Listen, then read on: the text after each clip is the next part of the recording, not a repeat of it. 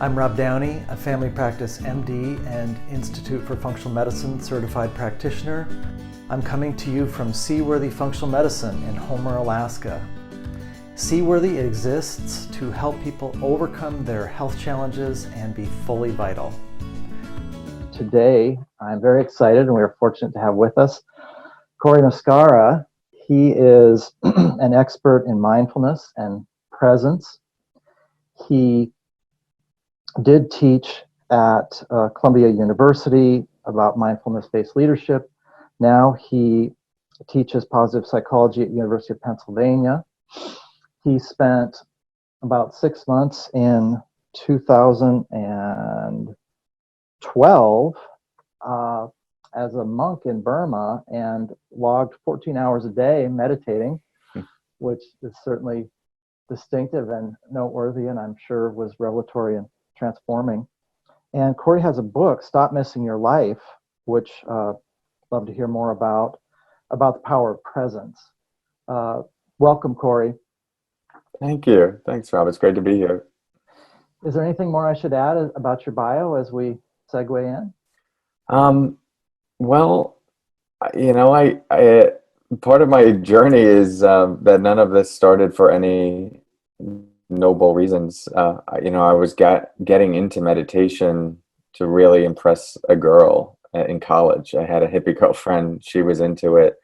And so I didn't start with an interest in stress reduction or Buddhism or anything noble. It was very superficial. And it was the doing of the practice and watching it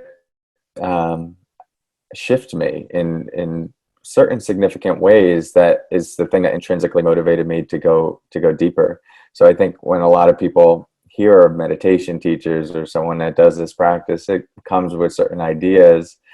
And usually that's like very spiritual or noble or even just reduce stress. And so my journey was quite different. Yeah. Well, that may be a really important area to explore right out of the gate. I should mention to our listeners that I inadvertently gave you short shrift in that you have millions of people who've listened to and benefited to your meditation videos around the world. You have a podcast. So you've got a presence in a lot of different places, which is where people are attending to things right now and learning about things. So let's grab onto that thread of what maybe Arthur Ashe would say is start where you are, use what you have, do what you can. And what you mentioned was you started, and I think this, over our conversation today, it might tie into something neat I got to watch of yours. I think you were in Australia with a friend and a colleague, and you recorded for about half an hour around this idea of the dark side of awareness, and not the dark side in a nicky way, but the unintended consequence of becoming more fully aware and more present in the moment. Then we see things with an intense clarity, and sometimes we're moved to talk to somebody about a difficult conversation or what have you. And I think what you flagged a moment ago, which is related, is sort of jumping in the pool of mindfulness or awareness. Things start happening. And I'm relating from my own life as well. I remember in college, I tried to meditate with a candle and quit 5 minutes later thinking I can't meditate. And I didn't realize until 20 years later that meditation wasn't the thoughts going away. It was flowing with them. Yeah. So maybe a good place to start would be for the person who says, well, I don't think I can meditate, and tying that to a lot of what you do is encouraging people sort of how to just jump in. Should we start there? What would you recommend as an expert for people who are intimidated by that idea, but they're game for it, that maybe if they just do it for 3 to 6 months, it could help and they're receptive? Yeah. So for someone like that is already warmed up to the idea of the practice, it's just a matter of finding some decent enough instruction, guided meditations, and a time that feels practical for you. So I'll get to that in a moment. If we take a step before that, where there's a little less being warmed up to it and more like, I don't think I can do this, which is a common refrain. I'm scared about being with my mind, or like, I've tried to sit down and do that focus on your breath thing. And my mind's just all over the place. I'm not someone that can do this. Those are my favorite people, because I was kind of like that as well. I had like these classic diagnoses of ADD and very, very active mind. And I loved that about me. I could think a lot and plan for the future and create goals. And so there was something very seemingly boring about just focusing on the present moment, but also seemingly oppressive to the natural state of my mind and some of the things I appreciated about my mind. So the first thing I think we could say is like that we're not stopping the mind from thinking, as you already mentioned, and we're not actually stopping anything about our experience. The byproduct of the meditation might be that things start to reorganize and shift and perhaps become more positive, more settled. But the practice itself is an attunement to what is actually here, both in the mind and the body, and cultivating more awareness around it, sort of like a physician might take a stethoscope to listen more clearly what's going on with the heart. We just see more when we pay attention, when we have a different lens and an ability to amplify the experience. And so meditation is a particular mental training practice that allows us to amplify what is already happening, or not amplify it in the sense that we're exacerbating it, but that we're amplifying our awareness to see what is actually causing us to feel a certain way in each moment, to behave a certain way in each moment. And so many people, especially the very active minds like myself, can get caught in just a series of reactive moments where you wake up in the morning, you go to bed, and most of your life is on automatic pilot, happening very quickly. And it sort of feels like you're in control, but when you actually look at it, you're just sort of reacting spontaneously to whatever comes up. So one of the powers of this practice is taking that time to stop and actually feel and observe the flow of the conditions of your life, the cause and effect relationship to it, allows us to start responding differently. And there's that famous quote, between stimulus and response, there's a space. In that space is our power to choose our response. And then in our response lies our growth, our freedom, and our happiness. I think if we could encapsulate in one sentence, what is the core thing we're doing with this practice of mindfulness? It's just learning to see that space between stimulus and response, and then inhabit that space. And that is something that can be available and access to anyone that at least has enough mental capacity to be aware of what is happening and a willingness to look at what is happening. And the majority, like so many people that I work with, are people that have very active minds, not very still. The people that are still usually aren't looking as much for meditation. It's their way of being, you could say.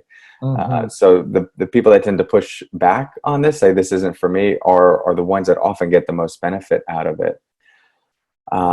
And so to now go to your actual question, which somebody that is open to this and wants to get started and has 3 to 6 months to dive into it, what I would say is if you can commit to 15 to 20 minutes per day, if that feels poignant, or not poignant, if that feels like something that you can access, then that's what I would start with. And you can either do guided meditations, which you could find on apps. I teach on Simple Habit, but there's 10% Happier, Waking Up, Headspace, Calm, all of that. But if you want to keep it very simple, I would just say 100 breaths for 100 days, which actually turns out to be about 10 to 13 minutes.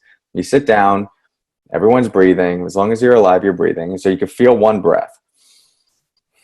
If you can feel one, then you can feel another one. And you just do that 100 times. And it doesn't have to be 100 in a row, because that could be very difficult. But after each breath, just count the number, 1. Then another breath, 2. Another breath, 3. If the mind goes off for 30 seconds, that's fine. Just come back to 4 and then 5. Just try and get to 100 within a sitting. Do that for 100 days. If you do that, you'll notice more focus, more groundedness, reduced stress, more clarity, more awareness. And that would set a solid foundation for any other practice that you pursue related to meditation. Wonderful. Thank you. Yeah, you're welcome. I love that. Some of my favorite things are the things that Doesn't have to be any Wi-Fi. There doesn't have to be any plug-in. There doesn't have to be a device. There doesn't have to be a watch. Yes. You can do it in a cave. You can do it in your truck when it's parked. You can do it middle of Calcutta. Yeah. Well, let's add then an element that maybe, and I'm so glad you illuminated the part about what if I have monkey mind? Or back when I was doing a lot of rock climbing, I would talk to these big wall climbers and they would talk about that feeling of being 3 days up the wall and 2 days from the top, and they would develop what they called mind riot. Hmm. And so many people I talk to feel like they have monkey mind or mind riot, and it doesn't. Some of the best news for them is when they hear that they're doing the practice, and again, it isn't that the thoughts go away, because I don't know where the presumption came from. It must be a cartoon of meditation. Yeah. That they saw it in a movie or something, or we're Westerners, a lot of us coming to this, but they assumed that person in a tranquil state with their eyes closed was in a blank state, Mm-hmm.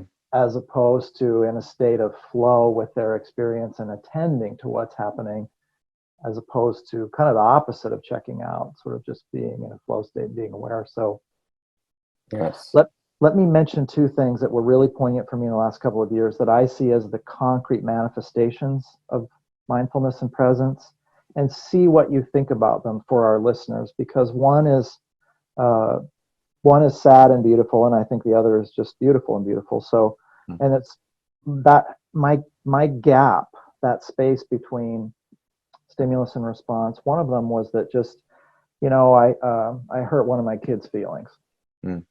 So my kids are teens, and because of a lot of mindfulness and a lot of yoga, I just immediately was aware of it viscerally. Mm. And so I just stopped and took a breath, and my response was, I'm sorry. Mm. And what stood out to me is that it was a little bit of a wound to my pride, prided myself on being a good parent, that I messed up. But in that moment, I was able to recognize that I got off track. Maybe I was impatient or tired, but it was so helpful to just simply apologize. And it hit the reset emotionally. I could feel it in that state of reattunement, and it meant something to my child. And then the other was that there was a patient and a bunch of folks in one of these multidisciplinary meetings, high stakes, lots going on. And a family member of the patient was really frustrated, really stressed, and they shared their frustration about patient communication. And then they shared a medical diagnosis that was dragging them down. Mm. So it was really loaded because the doctor was in the spotlight, all of the team members were there, and the patient expressed a sense of betrayal with the medical system, and then personal betrayal at being oppressed by this new diagnosis. Mm.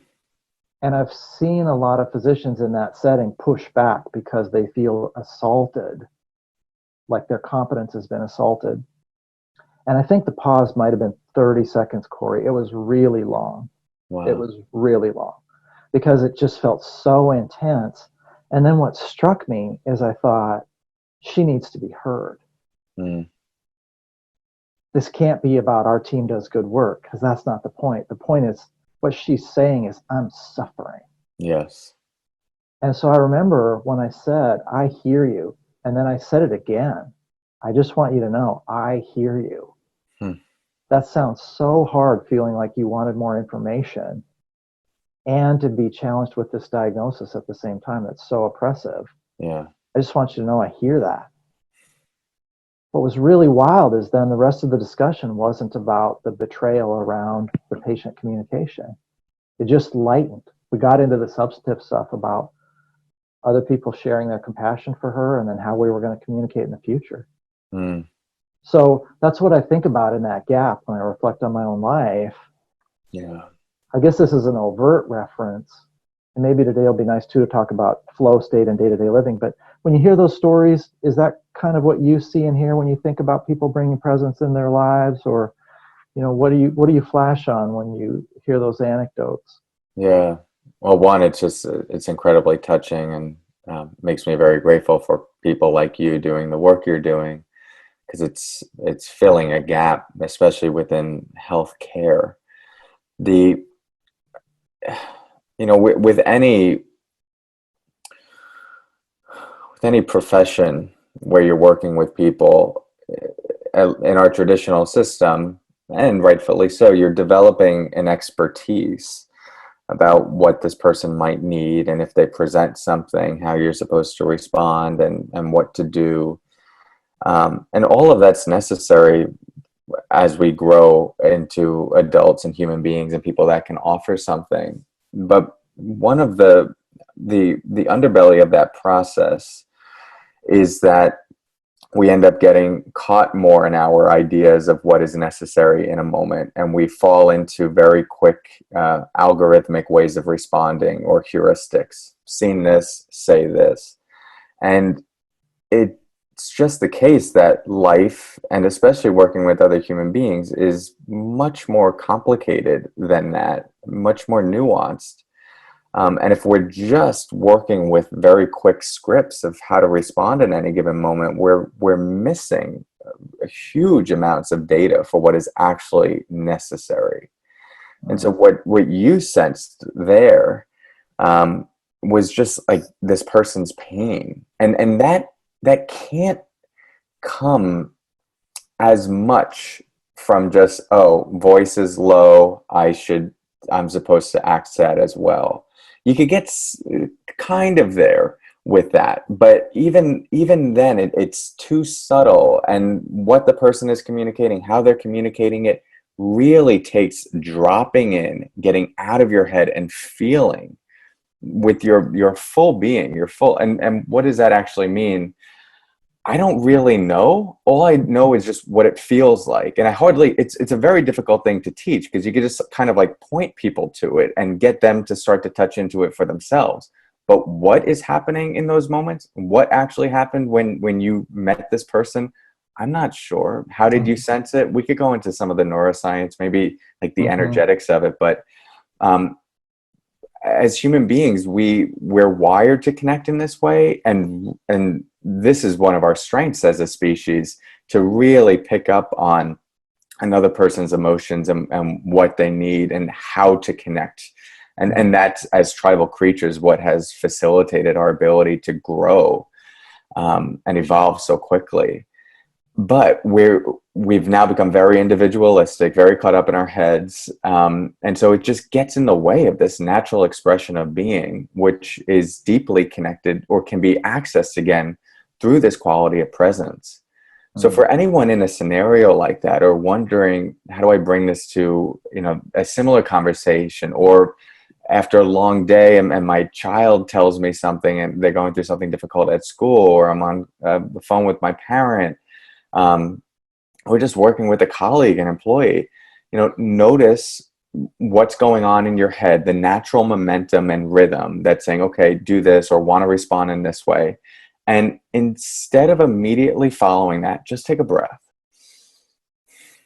Let your center of gravity drop a bit. I feel myself get heavier. My belly drops. I get more in my body. And just try to listen to understand rather than listen to respond. And trust, and this is the hard thing, trust that presence will give you and generate the response that is most necessary in that moment. That's a practice, and a huge amount of trust to let go of all of our ideas and just follow with. And to me, that's flow. That's moving with and flowing with the moment. Yeah. Very good. Thank you.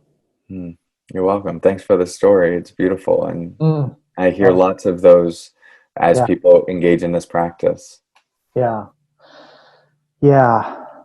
Well, I think a couple of other things we could do for our listeners, and in a minute, I think we'll do a little, see what you think about some of the science that I'm aware of, and see what you think. But I think another good thing to do would be to make sure our listeners know that in these moments, then, as we use present strategies and we cultivate that and we engage, sometimes then there's Another cliche, perhaps to me, that's troublesome is this idea that the harmoniousness or flow, the peacefulness that is part and parcel of getting into these states, that can be confused with the lack of assertiveness or weakness. Mm. So the American who's got kind of John Wayne running their brain, that they've got to have a cowboy confrontation with every problem or they're gonna be the loser in a zero-sum game. I have found that nothing's made me stronger than the presence in terms of boundary setting. So that friend that you talked with in Australia, you mentioned like having a challenging conversation with a parent rather than letting it ride. Mm-hmm. Yeah. And to me, the connection point is that we can't be assertive in a strong, helpful way unless we have goodwill toward those we have adversity with. Mm. And that's some of the beauty of these ancient mindfulness traditions is loving kindness. And I saw as I reviewed some of your work that you teach loving kindness and encourage it. Mm. And so I wanted to do a little connect the dots exercise and have you reflect on that. How does presence make us strong? How does it help us set boundaries? Mm. How does it help us do difficult things because we want the best for ourselves and we want the best for the person we're being assertive with? Great. Okay, you might have to remind me of those as we go, but the first A bit one, too much, yeah. I love yeah. having these conversations, and so also I need 3 days to talk with you, not an hour. So that's the trap So, for me. yeah, Any of those things that you can address would be great. sure. So let's start with the first one, strong. In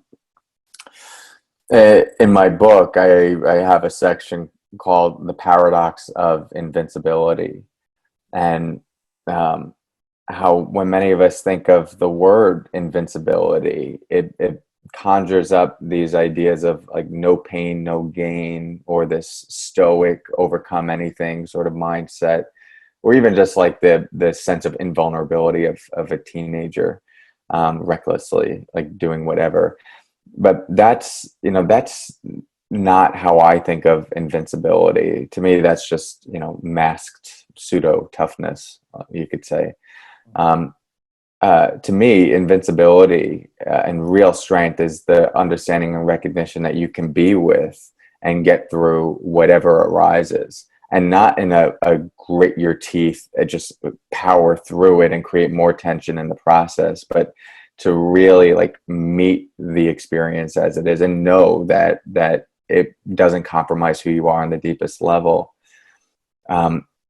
The paradox of developing that invincibility is that we have to let down the veil of being invincible in order to allow ourselves to experience more moments of our life, to learn how to be with those. Because the only way we develop this quality of invincibility is to allow ourselves to go through moments of experience, all the different shapes and forms, the thoughts, the emotions, the sensations, and learn to relax into them and see, okay, I can stay present to this. Who I am is bigger than this momentary experience, which is where the power of meditation comes from. And anyone that practices for a sustained period of time, especially people that go on retreats and come out of retreats, will describe this sense of confidence and strength. But it's very different than what we typically think of, where it's like, I got this, I could do. It's not that. There's an unassumingness to their presence and their tone. But it's just that they've sat with everything that could kind of come up in their experience, because your whole experience of being human can essentially be experienced right here. It's all happening in this fathom-long body. Every interaction you have with other people in the outside world is still all happening here, and it's showing up in the form of thoughts, emotions, visual images, sensations in the body, and different sensory experiences. So in the meditation practice, you're not transcending into any far off place or other dimension. You're just getting closer to your moment to moment reality that you usually turn away from. And so learning how to sit with all of that, and it doesn't have to be sitting, because you could do walking or lying down, a lot of ways to practice, but just learning how to stay present to the whole thing feel yourself when it gets uncomfortable, or when there's some, like an itch in your back or an itch on your face, or you have to pee and immediately tell yourself, I have to get up to take care of this. These little moments of just learning to be with that discomfort, and soften the fearful mind and say, we can be with this. We've got this. Even if you do that for 15 seconds longer than you typically would, it's like a psychological vaccination for your mind. And it prepares you for other moments of your life that are uncomfortable or potentially painful. And you know that, okay, this experience is something that's happening here now. It's thoughts, emotions, sensations. It's painful, it hurts. But I know how to be with it, and I trust that I can be with it. We all have coping mechanisms to get through those difficult things. Some of them is the stoic. That's not, I don't like using that word because there's more to stoicism than I'm making it out to be, but just like this, grit our teeth through it, which isn't real toughness. It's kind of just a facade, and it's masking sadness with anger or something like that. But then there's also alcohol, drugs, zoning out, tuning out, and you can get through difficult moments like that. But I still remember one of my first students, I talk about in my book, Chandra. When she came to me, she had just gone through the death of her father, but she was an alcoholic for years, and the way she got through it was through drinking, and she numbed herself to the experience. And a couple of years after that with me now, she was still just processing all of this unresolved grief within her. It was extremely painful to also now reflect back on that experience and just see how checked out she was, as painful as it was. It turned out several months after working together, she then was going through the death of her mother. And after that process, when I saw her again, she just said, thank you so much.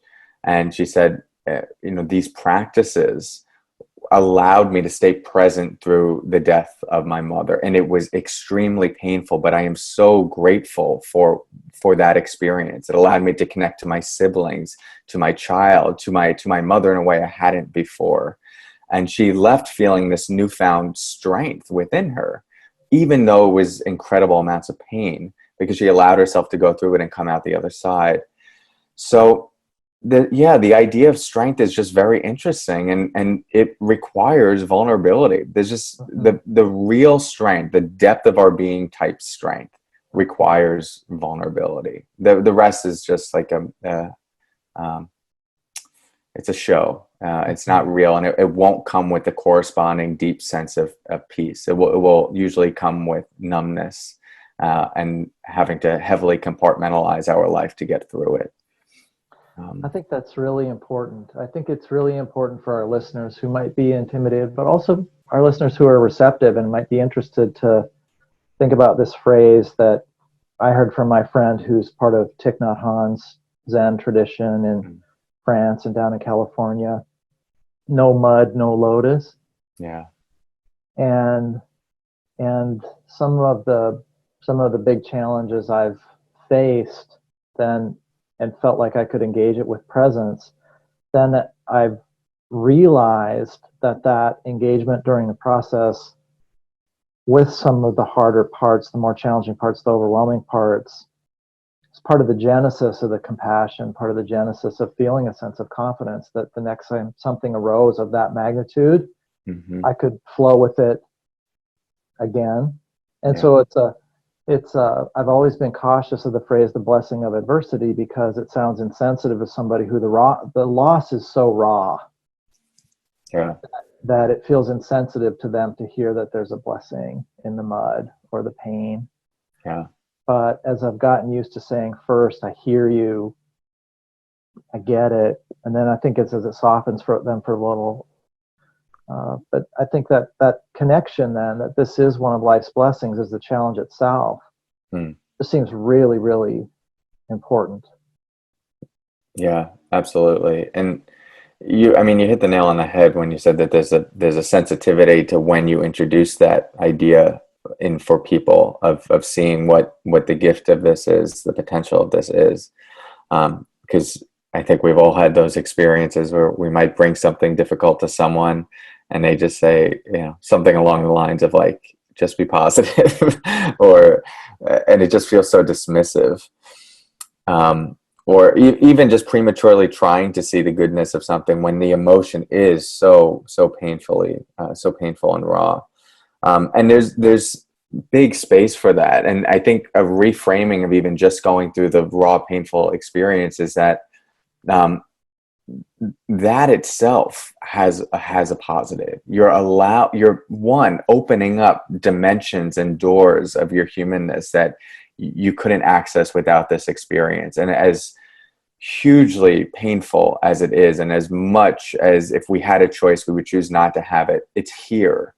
And that gives us a couple options for how to relate to it. And if we just break it down to two, we could shut down to it, numb, suppress, or we can allow ourselves to experience it fully and let it open us and tenderize our heart rather than harden our heart and cause us to numb. And that's a choice that each person has to make for themselves. We can't push it on anyone, but anyone that has gone through the numbing process is familiar with both sides of it. The positive that can come of just not feeling when there's so much to feel, and usually the long-term negative implications of that, which is that when we shut down to the negative, we also shut down to the positive. The nervous system doesn't just decide, okay, no more pain, and now you get to experience all the goodness. It just has to do this blanket of numbness. And we start getting more disconnected to ourselves, to other people. It's uncomfortable to be still and vulnerable, and it just has all of these really significant implications long term that I just see all the time in the people I'm working with, people that have gotten through life by not dealing with their stuff, by not being present to it. And you can get by for a certain amount of time, but it will accumulate, and then you just start waking up. It's like, I don't know what's going on, but I'm extremely stressed, or I don't know why I'm feeling this way, but there's like this sense of grief, or everything in my life objectively looks good, and yet I feel hollow on the inside. If we're not connected to the pulse of truth and the pulse of our life as it's happening, and just giving it space to breathe and move and ebb and flow, things will get jammed up, and it will eventually catch up to us. And so presence is it's this moment to moment checking in where you don't actually say it, but it has the sentiment of like, how's it going right now? What do you need? And what is it like to be you? And do we need to adjust anything that we're doing? The opposite of that, I think many of us can resonate with it, which is just like, oh, that's the goal. That's where I'm going. This is where my life is headed. Head down, push, and don't pick up until we get there. And sometimes we like what we see on the other side, but a lot of times a lot was compromised. And then we're not even fulfilled once we get to this place we think we're working toward anyway. So, yeah. And I think a lot of the people that are interested in the work that you and I do, they're craving that. They are thirsty for, they sense a dilemma, or they report a dilemma. They're either numbed out or tuned out, or they're overwhelmed and raw. And they want a middle way. They want something that isn't either arm of the dilemma. It's something different. It's real. But they've had those suspicions they can't meditate, or they're stuck. A lot of the people I see are fatalistic. I think another good thing to talk about today, because we're having this conversation during the COVID-19 pandemic, in terms of shelf life 2 years from now, people think back on that when they hear it now, it'll feel like real time. But I have found that I didn't even mean for it to happen, but a lot of the time I'm at peace just from doing yoga daily with my wife, and sort of a minute-to-minute presence practice where it feels like this is kind of a blast to just be flowing all the time. And I'll notice that I don't need something more than hearing the birds at that moment, or feeling that hot beverage in my hands at that moment. And I wasn't planning for it or trying to get a break from something, and it's fine to attend to whatever arises. But think a lot of people are craving peace. Yeah. And I have found it's like a side effect of presence. Yes. Yeah. I don't know if you have if you run into this for yourself, but I often find it very hard to describe some of these benefits that are as simple as like, yeah, I was drinking my cup of coffee and I just didn't feel like anything needed to be different. And because it after practice or after integrating this into your life more deeply, a lot of things remain the same. You're still in your body, still thoughts moving through your mind. You still have some of the good relationships and the crappy ones are there. But the relationship and the groundedness within yourself just changes the experience entirely. The one metaphor to just think about it is like the river going down a mountain, which could represent our like the river of life. A lot of times we're just caught in that river, smashing into the bank, drowning in the white water, sometimes really enjoying the ride, but kind of going wherever it takes us.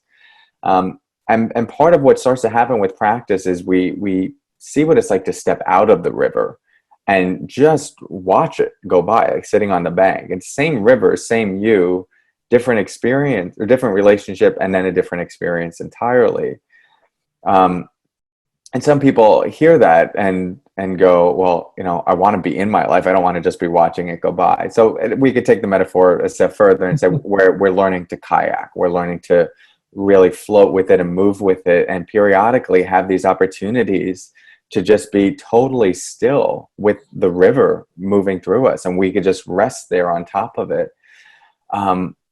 And that's kind of what this practice allows us to do. And it's so hard to understand until we get to taste it. But I'm sure everyone listening to this has had even a glimpse of this without any potential meditation practice, of just these moments of stillness amid chaos and upheaval and uncertainty.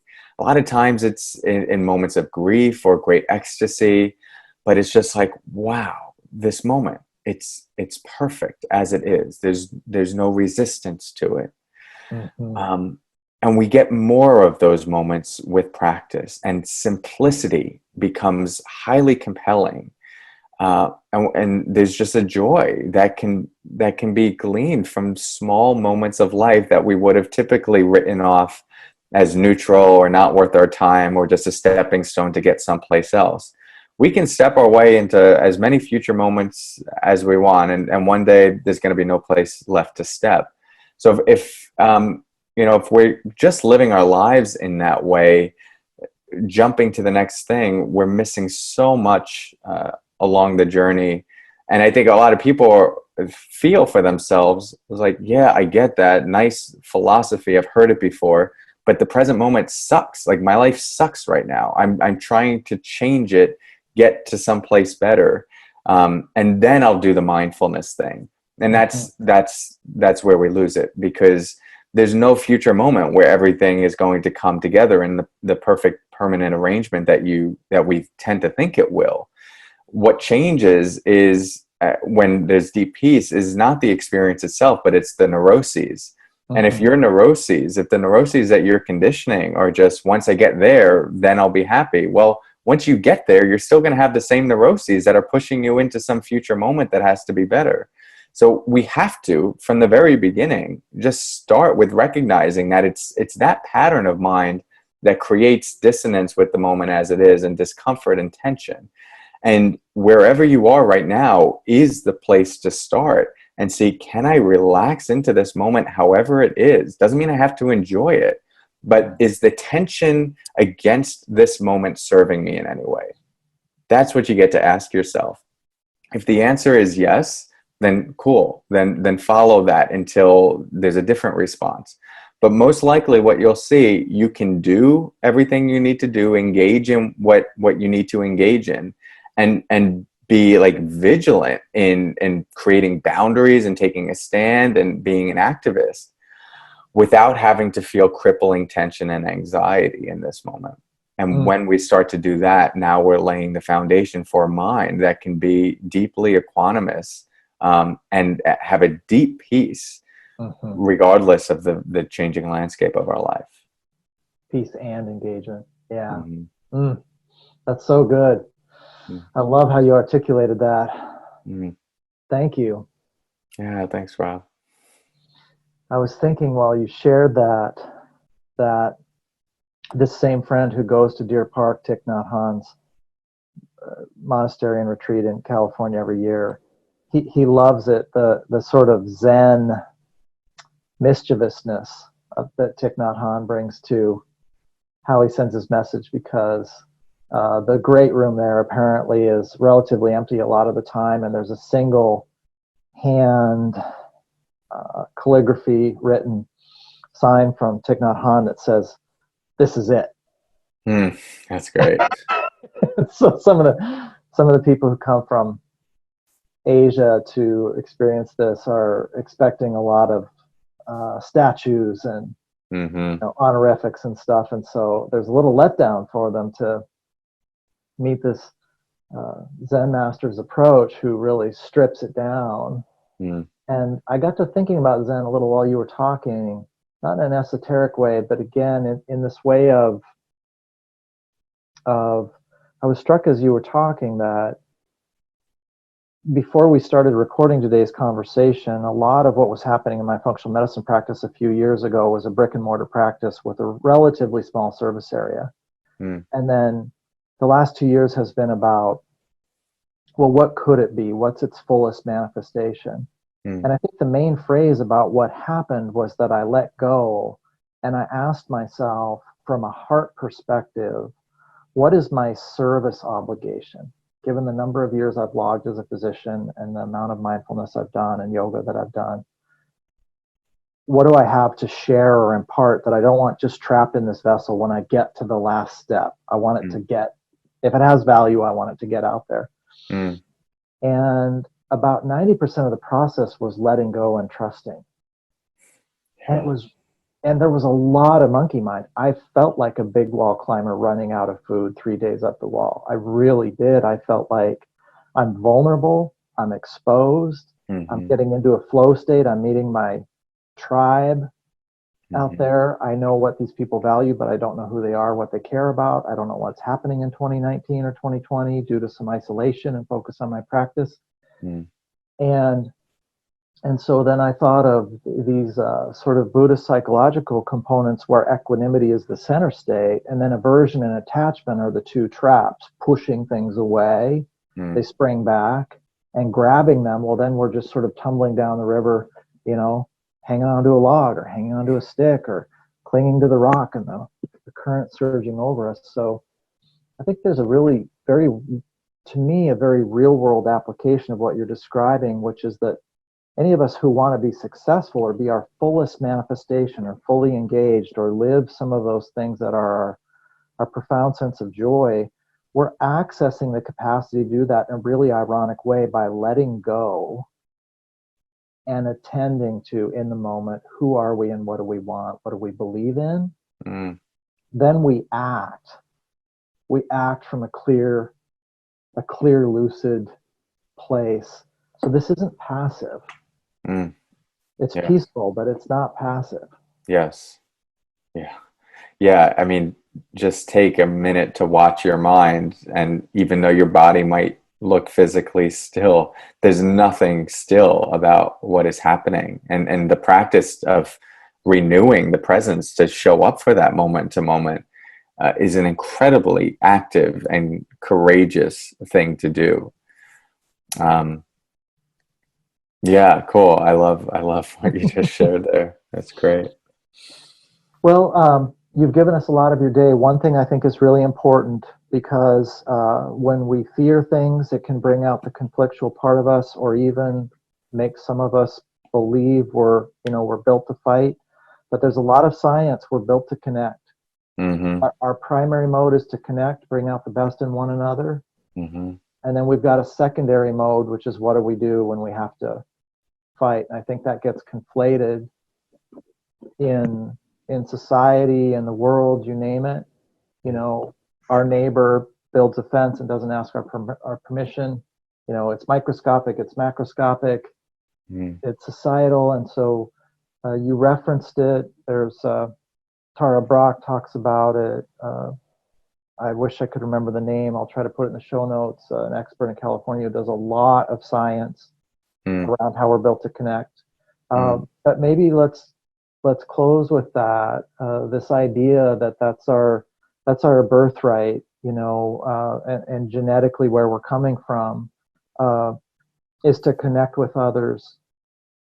Yeah. And then, the part that maybe we over attune to or see too much of in the media is the dramatic resolution of conflict. But I think that might be an important thing for people to hear from an expert of your caliber, is how we're built to connect. Yeah.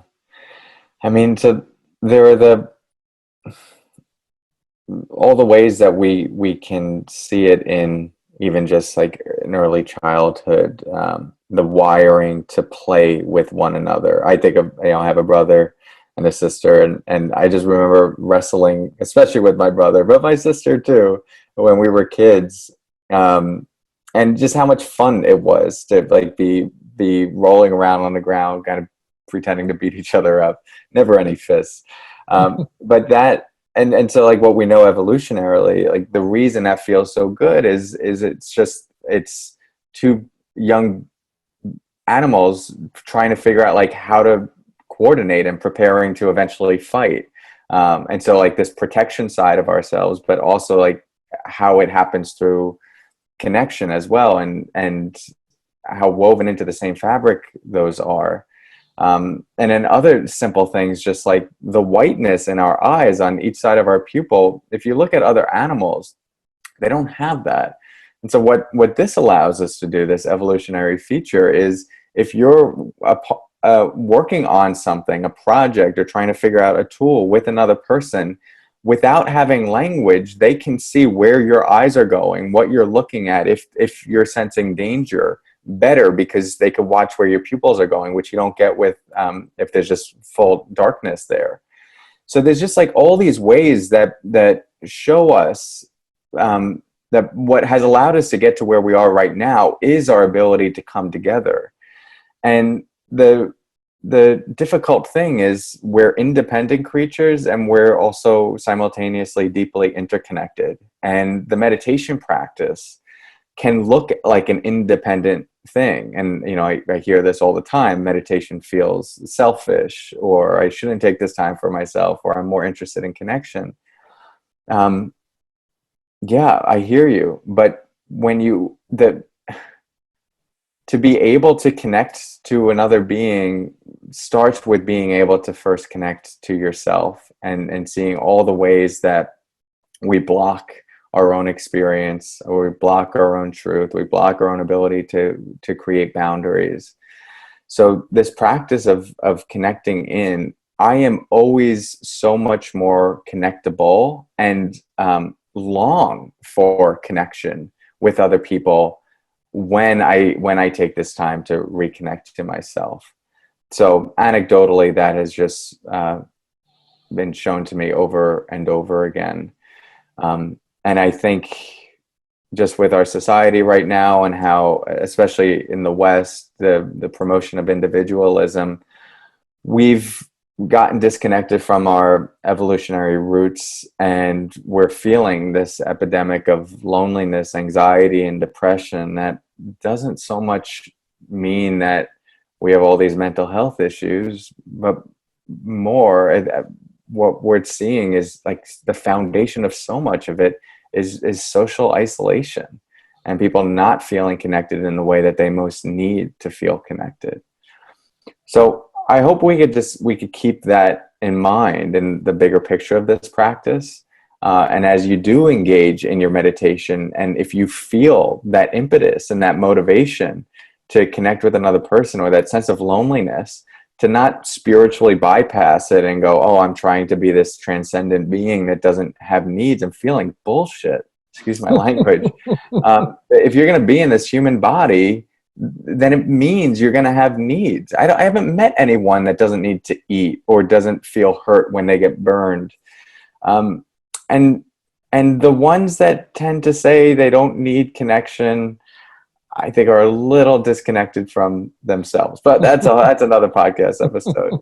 In general, this is just we're holding two ends of that polarity: the need to express and be individual, and the need for interconnection. And if it feels complex at times, just know it's because it is. And being human is messy, and presence is just making space for the full range of it, moving with the flow of what feels true right now.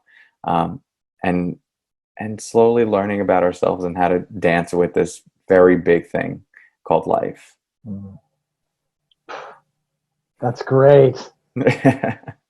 It's so great getting to talk with you today. Yeah.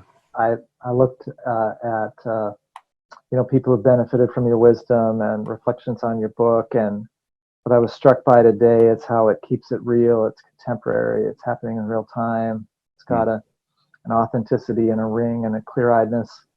It's really fresh, and I can get a sense then of why this is a wellspring for so many, and such a timely one. So thank you for what you do and what you care about, and thank you for your time. Yeah, thank you, Rob. I appreciate it. It's been a pleasure. Seaworthy exists for people to overcome their health challenges and be fully vital.